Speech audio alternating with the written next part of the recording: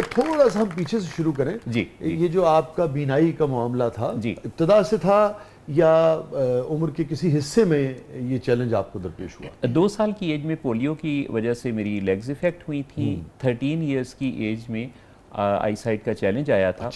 اچھا یہاں ایک ٹرننگ پوائنٹ بھی ہے کہ زمانے کی آواز کو کیسے محسوس کیا.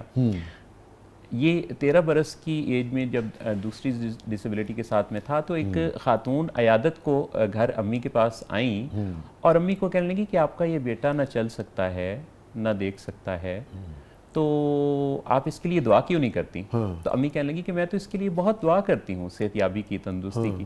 کہنے لگی نہیں میں اور دعا کی بات کر رہی ہوں. اس کو 2 طرح کی محتاجی ہے تو آپ دعا کیا کریں کہ اللہ آپ کی زندگی میں اسے اپنے پاس واپس بلا لے. اب یہ بات جو کر رہی تھیں تو میں سن رہا تھا اور مجھے دراصل اس خاتون نے زمانے کی آواز سنا دی اور میں سوچنے لگا کہ زمانے کی یہ آواز تو یہ ہے. دنیا تو اس نظر سے دیکھتی ہے فنکشنالٹی کے, دنیا کے تقاضے مختلف ہیں. تو تب میری نظر اس جانب جانے لگی کہ میں کیا کر سکتا ہوں. سو میری جو فریم آف مائنڈ تھا وہ کیا نہیں کر سکتا سے وٹ ٹو ڈو پر چلا گیا, کیا کر سکتا ہوں. جی اور پھر میں نے دیکھا کہ میں ہاتھوں سے بہت کچھ کر سکتا ہوں. میں یہ بات سوچ رہا تھا تو گویا میں سوچ سکتا ہوں, میں اپنی سوچ کو بیان کر سکتا ہوں, لفظ کا ہنر جان سکتا ہوں. سو میں نے سوچ کو لفظوں میں اور لفظوں کو دوسروں تک منتقل کرنے کی راہ چنی اور اللہ نے پھر اتنی مہربانی کی. ٹائپنگ سیکھی, بیان کے اسلوب, دنیا کے مختلف جو نشریاتی ادارے ہیں, بین الاقوامی نشریاتی ادارے, ان سے لکھنے لکھانے کا سلسلہ رہا. اخباروں میں کہانیاں چھپتی تھیں, حلقہ یاراں میں بہت سارے دوست احباب وہ شامل ہونے لگے. ریڈیو پہ کتنا اچھا انٹرویو کرتے تھے آپ. جی ہاں, ریڈیو سے پہلے بطور سامع بہت سیکھا اور پھر چاہ پیدا ہوئی کہ مائکروفون سے جڑا جائے تو پھر براڈ کاسٹنگ میں ایک نئی تعمیر سمجھ لیجیے, ایک نئی جہت کا آغاز یوں تھا کہ فریکوینسی ماڈولیشن یعنی ایف ایم براڈ کاسٹنگ کے اندر ڈسکشن پروگرام نہیں ہوتے, تو زیادہ تر تو میوزک کے طور پہ استعمال ہوتا ہے. تو ہم نے ایک ڈسکشن پروگرام کو کی ترویج کا سوچا اور میں نے اور ماریا نے پھر وہ شو شروع کیا اور ڈسکشن پروگرام پھر بس چل نکلا اور اسی کی بیس پہ پھر ٹی وی پروگرام سے کافی زیادہ پاپولیرٹی, دعوت, سب کچھ. ٹھیک ہے. اچھا موسم, میں آگے بڑھنے سے پہلے 2-3 چیزیں آپ سے جاننا چاہوں گا اور اپنی بھی نالج کے لیے, اپنی تربیت کے لیے بھی, ناظرین کی بھی تربیت کے لیے. بعض لوگ ہمارے ہاں لوگ بہت احترام کرتے ہیں اگر کوئی اس قسم کا معاملہ ہو, بڑی حساسیت رکھتے ہیں کہ ہمارے جو دوست گرد و پیش میں جو ایسے احباب ہیں اگر ان کے ساتھ ایسا کوئی معاملہ ہے تو ان کے جذبات کو ٹھیس نہ پہنچائی جائے. مگر ہم بعض اوقات جانتے نہیں ہیں کہ اس کی لینگویج ہونی کیا چاہیے. ہم انجانے میں بعض اوقات ان کی تکلیف کا باعث بن رہے ہوتے ہیں. جیسے مجھے یاد ہے ہمارے دوست اللہ علیہ سلامت رکھے عمار مسعود صاحب, ان کی اہلیہ جو تھیں سائمہ صاحبہ, تو ایک مرتبہ انہوں نے مجھے بتایا کہ دیکھیے جب آپ کوئی اگر نابینا آپ کے ارد گرد کوئی صاحب ہوں اور آپ ان کا بعض اوقات لوگ کیا کرتے ہیں کہ وہ ہاتھ پکڑ کے ان کو بتاتے ہیں کہ یہ کرنے کی, یہ بہت غلط بات ہے. اگر پلیٹ میں آپ نے کوئی چیز رکھی ہے تو آپ انہیں بتائیے کہ بھئی جیسے گھڑی ہے نا تو 9 o'clock پہ فرض کر لیجیے 3 o'clock پہ یہ پڑا ہے, 9 پہ یہ پڑا ہے, 6 پہ یہ پڑا ہے اور 12 پہ یہ پڑا ہے. یہ ایک پیٹرن ہے. یہ ایک پیٹرن ہے. تو میں چاہوں گا محسن صاحب کہ جیسے آپ کا معاملہ ہے, جیسے میں نے ابھی چیلنج کا لفظ استعمال کیا, کون سے ایسے الفاظ ہیں جب ہم اپنے ایسے دوستوں سے بات کریں جو ان کے اس معاملے کے لیے ہمیں استعمال کرنے چاہیے, اور دوسری یہی بات ہے کہ ان کے ساتھ ان کی نشست و برخاست میں ان کو کچھ پیش کر رہے ہیں, کہیں کچھ کہہ رہے ہیں, تو اس کا طریقہ کار کیا ہونا چاہیے, ٹرمینالوجیز, الفاظ کیا ہونے چاہیے کہ ان کے جذبات کو ٹھیس نہ پہنچے.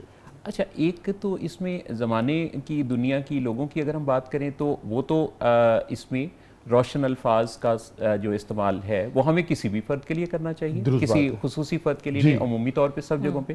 جیسے کہ پرابلم کو کوئی چیلنج کہہ دیتا ہے تو اس کو ایکسیپٹ کرنے کا رستہ نکلتا ہے. ٹھیک ہے. تو اسی طرح سے تو challenge is a right word آپ سمجھتے ہیں؟ ہاں بالکل بالکل, اور یہ رائٹ ورڈ بھی ہے. لیکن اس میں بہت زیادہ جو عمل دخل وسیع بھائی میں نے دیکھا وہ خود اپنے بارے میں اپنے دیکھنے کی نظر کا ہے.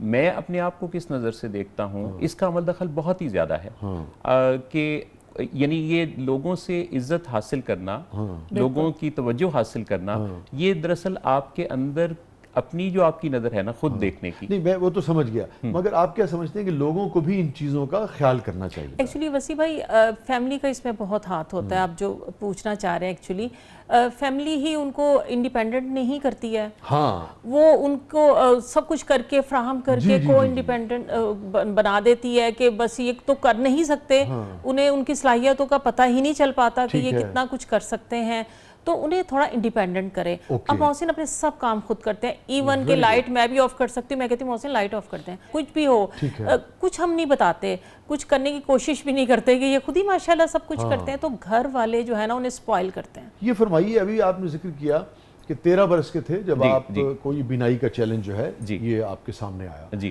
اور کوئی خاتون تھی محترمہ, انہوں نے ایک ایسی بات کی جو جس نے ایک طرح سے موٹیویٹ کیا. مگر یہ جو پازیٹیوٹی ہے کہ کوئی ایسی بات کو جو کہ بظاہر کسی دوسرے شخص کو وہی بات مایوسی کا بھی شکار کر سکتی ہے, آپ نے اسی بات سے اپنی زندگی بدلنے کا کام لیا, آپ نے اسی بات کو مہمیز بنا لیا. یہ ابتدا سے آپ کے اندر تھا, یہ رویہ آپ کے مزاج کا حصہ تھا, یا اسے آپ نے ڈیولپ کیا اور سوچا کہ نہیں اچھا انہوں نے یہ بات کی ہے تو میں ان کو کچھ اور کر کے دکھاؤں گا؟ ارادے کا عمل دخل مجھے لگتا ہے کہ اس میں بعد میں آیا. اچھا مزاجن طبیعتاً شاید میں کچھ چیلنجز کو ایکسیپٹ کرنے والا, جیسے اب میں نے جب ٹائپنگ سیکھی تو میرے سامنے کوئی رول ماڈل نہیں تھا. آپ بغیر دیکھے quick brown Fox jumps over the lazy dog کے جملے کو اتنا لکھا کہ مجھے اس پہ کافی عبور, میری ٹائپنگ کی سپیڈ 100 سے زیادہ ہو گئی. اسی طرح سے میں نے ریڈیو پہ جو لکھنا لکھانا, تو بعض اوقات ہم اپنے اندر یہ ڈسکور کر سکتے ہیں کہ قدرت نے ہمیں کس طرح سے صلاحیتوں سے نواز رکھا ہے. بعض اوقات ہمارے اندر نئی کہانی لکھنے کا کوئی ٹرینڈ موجود ہوتا ہے, پر ہم جھجکتے رہتے ہیں, شیم میں رہتے ہیں, اور ہم دوسروں کی طرف سے دیکھتے ہیں کہ کوئی دوسرا ہمیں آ کے انکریج کرے گا, رستہ دے گا, جبکہ جو رستہ حاصل کرنے والی اپروچ ہے, پرو ایکٹیو اپروچ, پیش بندی کی اپروچ, وہ زندگی میں زیادہ پے بیک کرتی ہے. میں آپ سے بڑے علا وجہ البصیرت یہ بات عرض کروں گا کہ مجھے اپنی زندگی کے اس سٹیج پر یہ بات بہت واضح کلیئرٹی کے ساتھ محسوس ہوتی ہے کہ میں نہ دیکھ کر شاید بعض اوقات زیادہ دیکھ پاتا ہوں, زیادہ مجھے جھانکنے کی, میں لوگوں کے جذبات کو, کیفیات کو, حقیقتوں کو میں شاید زیادہ قریب سے دیکھنے کی اللہ نے صلاحیت عطا کر رکھی ہے. واہ, تو آپ اس کو لہجے سے پھر پرکھ لیتے ہیں؟ یہ لہجہ, آواز, الفاظ, یہ تو وہ ذرائع ہیں جو کہ ہماری حواس خمسہ سے ہیں, لیکن اس کے علاوہ خاموشی بھی بولتی ہے, پاور آف پاز بھی ہے, اور یہ جو جذبات ہیں جس کے بیان, یعنی یہ جو وائبریشن ہے نا, اس وائبریشن کے ٹرانسفر ہونے اور ریسیو کرنے کے لیے ابھی ظاہری طور پہ وہ آلات تو ڈیولپ نہیں ہوئے, لیکن یہ میرا وجدان یہ کہتا ہے کہ ایک وقت آئے گا کہ جب اس کو ریسیو کرنے کے لیے اگر موبائل میرے ہاتھ میں موجود ایک ڈیوائس کسی دوسرے ملک سے کسی فرد کے بولنے کی آواز, لہجہ, سب کچھ مجھ تک پہنچاتی ہے بغیر تار کے, تو اس کے بھی وائبس جو موجود ہیں میری اور آپ کی کیفیات کی, احساسات کی, اور ریئل ٹائم پہ پہنچ رہی ہوتی ہے, اور ریئل ٹائم پہ پہنچ رہی ہوتی ہے. 20,000 کلومیٹر دور ایک آدمی بیٹھا ہے اور اسی وقت وہ وداؤٹ ڈیلے. آپ اگر کسی اس چیز کو ٹیسٹ کرنا چاہیں تو آپ دیکھیے کہ بعض اوقات آپ کسی کی پریزنس کو پسند کر رہے ہوتے ہیں یا پسند نہیں کر رہے ہوتے, دونوں صورتوں میں آپ کے میسیجز کیسے ٹیلی کاسٹ ہوتے ہیں, براڈ کاسٹ ہوتے ہیں, کہ آپ کسی کے بارے میں محض سوچنا شروع کر دیں کہ یار یہ اٹھ کے چلا کیوں نہیں جاتا, یہ چلا کیوں نہیں جاتا, وہ تھوڑی دیر بعد کہے گا اچھا جی میں چلتا ہوں. واہ, کہیں نہیں جائیے گا, اپنی غیر معمولی شخصیت, حوصلے اور کہانی اور اسٹرگل کے ساتھ ہمارے ساتھ موجود ہے محترمہ ماریہ محسن صاحبہ اور محترم محسن نواز صاحب. پروگرام کے مطلب میں آپ کے لیے بہت کچھ ہے, آپ دیکھ رہے ہیں زبردست. جب واپس آئیں گے تو ذرا ان کی لو سٹوری پہ بھی بات کریں گے. چھوٹے